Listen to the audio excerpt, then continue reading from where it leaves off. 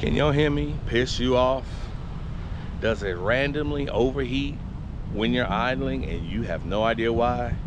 Well, this one here is doing it to me. That's what this is. And it's doing it to me. But I figured it out. Stay tuned. There is no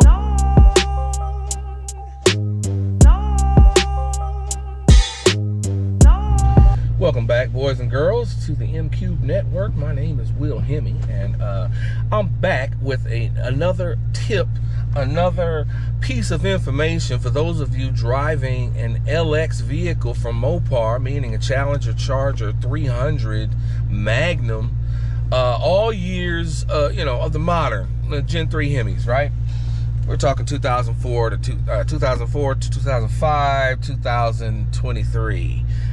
Any one of those models that may be experiencing random overheats with your engine.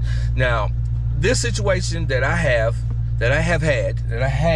was having was a random overheat while idling. Okay, never happened on the road, never happened while moving. That's how we knew we could narrow it down. It wasn't an engine problem. It wasn't a coolant problem. It was not a head gasket or anything like that, right? Because when you have those problems, the car overheats when you're driving, when you're on the road, when you got your foot on the gas, right? So what I was having was, this has been going on for over a year. As a matter of fact, you know what, I can tell you, I've had these random overheats while idling probably for about 3 years. You know, we go somewhere and we stop and eat in the car while it's hot, summertime, and you sit there with the air on, and then you look down and your temperature's just creeping up, and it's like 210, 211, 212, 215, 220, 225. Now, I'm running a 180 thermostat these days, but back then I was not. So I was used to the car, fluctuating between 210, 220, on an average, regular up and down, up and down. Now, I've had cooling issues before. I've had the cracked radiator. I've had the never had a failed water pump, but I've had lots of busted radiators, lots of exploded radiators, right? This time, being that it was just cutting off while I'm idling, that was the only time I ever had problems, right? So I would be able to catch it sometimes, right? I get out, pop the hood, like any good, mechanic would do, mechanically brained individual. Get out, pop the hood, and the fans are not running. Holy shit. Okay, now I guess I need a new fan, right? So I'm standing there looking at it, messing around. I go and lift up the fuse block and tip them in the hood, where all the relays are. Pull out the fan relay, put it back in, and the fan starts running. Okay, it's bothered me. Now, this has been going on for a while. This is a random event, like once a year sometimes. And then recently, here I go, pulling up to the Midsummer Madness show from West Coast Cali Mopars, and I'm sitting in the line waiting to get in, and there goes the temperature, right? So here I go, ready for big embarrassment. I can't really get out the car and move because the line's inching along to get in. Here go with that dinging for the I still haven't got the adaptive cruise control fixed, but it's still dinging. But either way, I'm sitting in line waiting to get in, right? Temperature's creeping. God damn it. So the last time this happened to me, it was a week before that, right? This time I finally get up into the show. There's nowhere to park because we're coming in late. We didn't get there early. So there's nowhere to park, so we're winding around the show. They got us, going around in circles, kind of looking for a spot. Ended up with a bomb spot, by the way, but needless to say, I had to pull over, pull out of the line, pop the hood, see what the hell was going wrong. Same thing, no fan for whatever reason. Now, I got a brand new fan in this thing, a brushless motor fan from Dorman, which blows harder than anything I've ever heard of. It's beautiful. It's strong, okay? It cools this thing down like nothing when it's working. Keeps it cool. But anyway, pop the hood, no fan. So then I go to lift out the relay, and I just start wiggling the relay because it wouldn't pop right out. So I wiggle it, and the fan cuts back on. I got my eyeball. It's only the high-speed fan that's not running. The low-speed fan is running. Like when you're leaning over the hood, the fan that's on the left side of the Challengers have one fan, so this ain't the same thing. But the fan on the left side near my left knee, that fan was running. That's the low speed. That one kicks off in the air conditioner and everything. Then on the right, you got the high-speed fan. High-speed fan was not moving. I tried to take the relay out. Well, there's 3 relays that control the fan. I didn't know which one controlled, so I'm just touching relays, trying to take them out, and the fan starts running again. So I'm like, oh, damn, I don't know. So I'm figuring, okay, maybe the relay is getting hot, and it's cutting off. I don't know what it is. So anyway, I roll out. I talk to my mans that works for Champion Coolant. He knows it all. He advised me, get a bigger relay, because the brushless fans take a lot of juice, okay? They take a lot of juice. So I got a bigger relay, put it in, and damn if the thing didn't happen again to me. A week later, I'm sitting in the parking lot.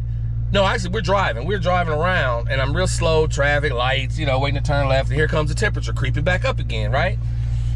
Oh my God, I can't believe it. So anyway, I go, pop the hood, pull over in the parking lot, pop the hood, same thing, right? Right back. Same thing, no fan. I go and jiggle that damn relay, the fan comes back on. I say, wait a minute. I leaned on the relay. I pushed it away from me in its socket. I just so happened to grab the one for the high-speed fan.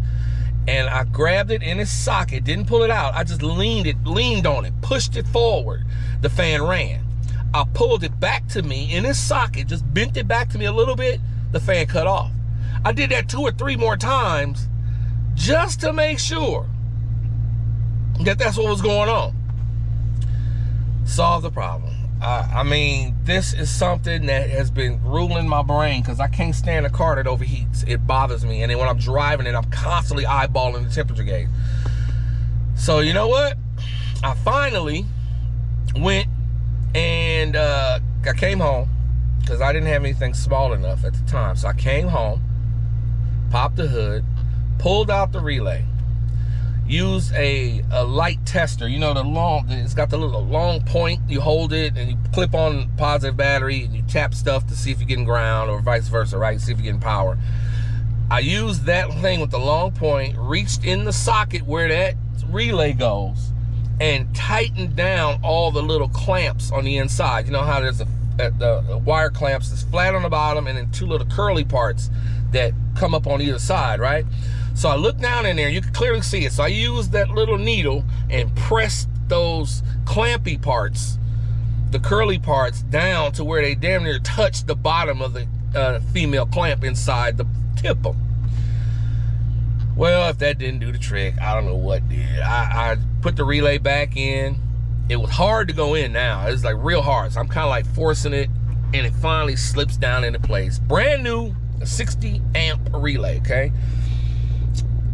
No fuses had ever popped, but this brand new 60 amp relay, the other relays would get real mad hot. I mean hot. This one does not get hot like that. But regardless, pushed it in there. Fan's been cooling ever since. I'm sitting around, I'm on my week of testing right now, but I'm not having any problems and the temperature is much more stable. I don't know if that large fan has been going off more often than I know, just not when I was idling all the time. But you know, when you're moving, you don't even need a fan, because if you got full coolant and a good nice radiator, now mind you, I got a 3-row radiator, and the 3-row all aluminum radiator, it cools like nothing else. It's fat as hell. I got almost no clearance between the front pulley and the fan itself. I mean, I can't even run my finger in between the 2 things. It's that fat. So I mean, cooling is not a problem, but the problem was a loose socket for the relay in the tip'em. If you are noticing random overheats with no other conditions that are wrong, your coolant's fine, your radiator's fine, your water pump is fine, everything's good, it never overheats while you're driving, only when idling. If you're having that problem, I say definitely double check the contacts in your relay box, in the tip'em, the totally integrated power management system, in the front, in the hood. It solved my problem. I mean, I'll take you out there and let you see what I did, because you need to see this, because it'll save you. I mean, if I had to pay a dealership to go through the whole car, search every last wire connector, everything you can think of, I mean, I don't know what would go on, and it would have been a nightmare. But there's always a lot of things, a lot of little things you can do to troubleshoot your problem and try to get a head start before you break down and have to go to a dealership. There's a lot of stuff you can do to figure out what's going on.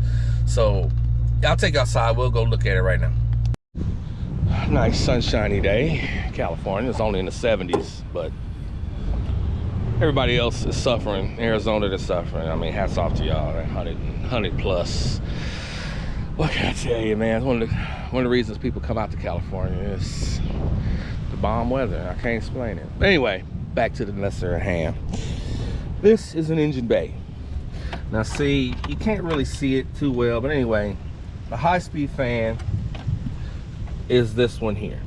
Low-speed fan is this one here. Kind of hard to see, but when they're running, you put your hand right here and you can feel this Dorman OE fix fan, brushless motor. I mean, it'll damn near move your hand, the wind coming out of it. But if you reach in here and there's nothing you can feel of any significance, your high-speed fan is not turning. Now this is what you do. Now I have some brand new relays. This one here, 40 to 60. See that, 40 to 60 amp. All the other ones are 30. I bought these doing what I do. And also the original Mopar relay is also another 30 amp. You don't say it on there, but it's only a 30 amp. It's recommended. I was recommended when you get this brushless fan, or if you get any aftermarket brushless fan, you absolutely need a stronger, heavier, more power rated relay, okay? So the 70 amp relay was recommended, but the sockets do not fit. The 70 amp relay has huge things on it. Yeah, that bad boy's a little warm. But anyway, I got extras in here just sitting around for subterfuge in case I ever need one. Reach down in there, and you can barely see them, but reach down in there with a little tiny pin or something, and you can see it. Close those clips down. Let me see. I don't want to take off the relay from the fan. But anyway, you can't really see them, but there's one in there. You reach in there and you close those clamps down, put the relay back, because this one here is the high speed. That's the major #1 relay, the whole thing.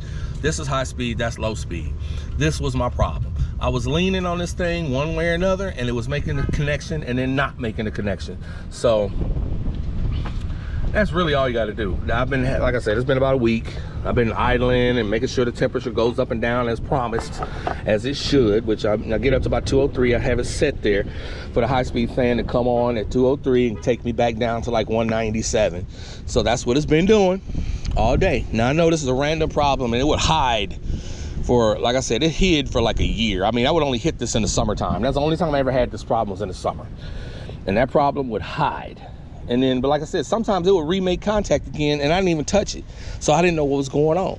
So before you buy a new radiator, before you buy a new fan system, before you buy a new water pump, triple check those relays. Like I said, if it's giving you a random overheat, only when you're idling. No overheat while driving. You punching it, doing whatever you do, and it's fine. But you only getting that overheat while driving, chances are it's them damn relays. So it is what it is. That's another long ass tip from your Uncle Willie. So I'm gonna get back in this car right now and put this Hemi under my right foot for the rest of the day. Peace out.